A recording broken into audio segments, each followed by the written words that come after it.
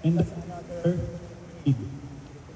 Take yung start motors, take off, and landing.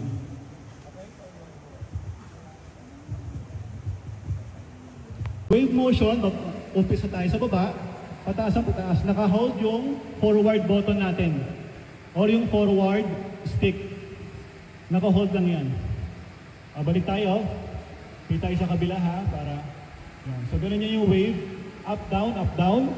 Simula tayo sa unahan, sa baba. Then move forward. Ang first step is to move forward. And then up. And then baba. So dahan-dahan lang yung baba. So ganun yung pattern niya. Kapag top view naman, top view yung snake naman, para din siyang wave pattern.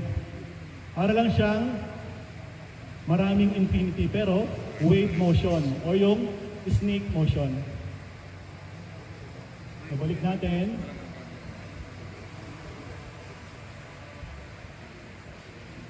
O, pansin nyo, di ba? Biglang nagbago yung elevation. Papaulit na sa atin yon ni Kaap pa ganun. Then what's next? Yung hourglass. Ito yung latest. Yung hourglass is just like the square, pero may twist. So, simula ako dito, sa baba, iangat ko siya ngayon. This is the hourglass, forward, up, parang iti-take off na airplane, ang treatment, then stop mo siya, ilalanding mo naman sa kabila, sa point 2.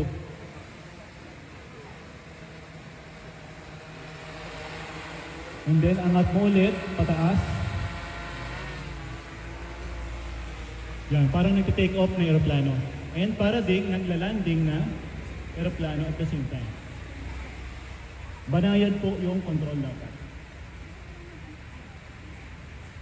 And then, pwede nyo ipaulit ni Kaap sa inyo kapag hindi na gusto yung nagiging controls nyo.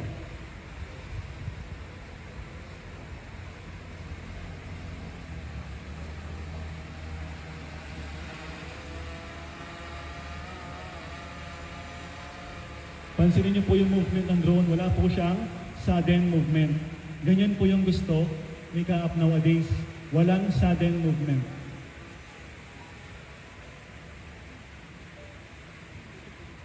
So okay, that's hourglass.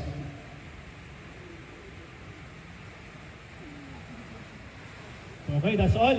So ngayon, di-divide natin yung mga grupo and gagawin natin yung mga basic, yung lalo na yung remote controls.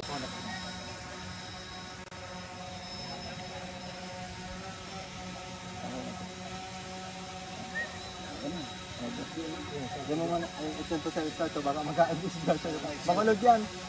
Pakita na ako ng video. So, ayan po.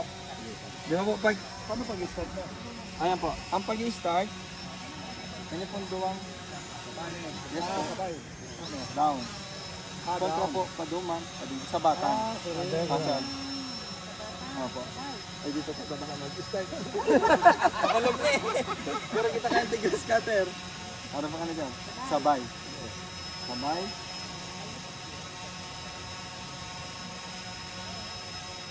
Wait lang po.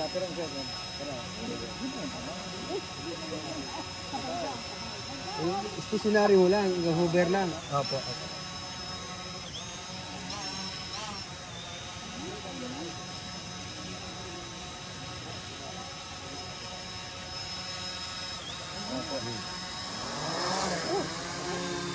Alas kita medyo flap-flap na area. Wala nito po alam.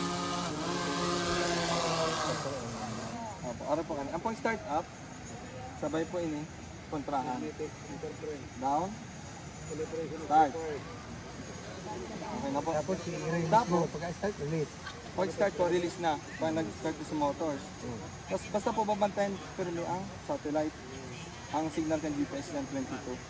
Dapat hindi siya mababa ng 15 or 12 para po stable ng signal.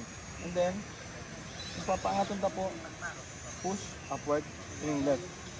Push upward, garduan.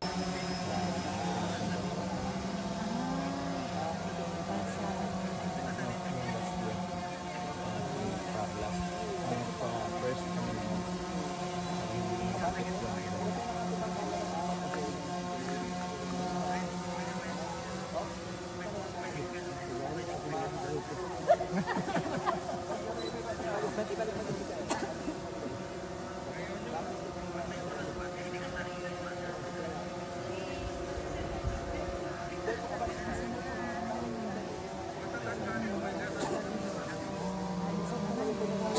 na, hindi pa tapos yung hospital na subject. Pero sa 50% na yung mga Pag-landing all. hospital na projects. Hindi pa naman tapos talaga sa pati yung mga roads, yung mga yan. Tapos yung mga Yes. Ayan. Ascend. Taas. Ascend. Ascend.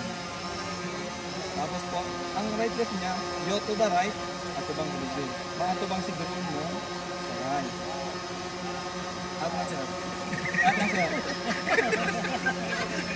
Up sir. Up sir.